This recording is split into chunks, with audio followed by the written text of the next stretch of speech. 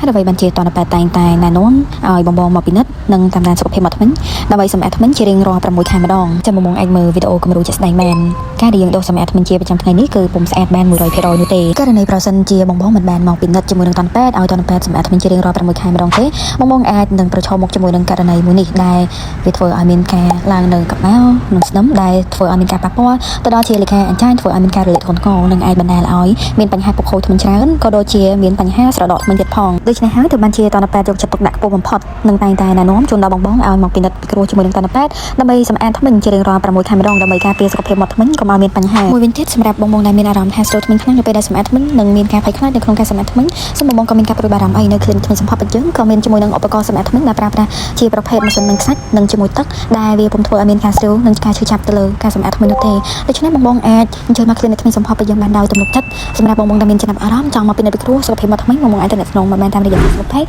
និងតាមរយៈ Telegram ធ្វើការរបស់ clinic បានដែលជាមួយនឹងការពិនិត្យពិភាក្សានីតិសាស្ត្រគឺពុំមានការគិតស្មាននោះទេ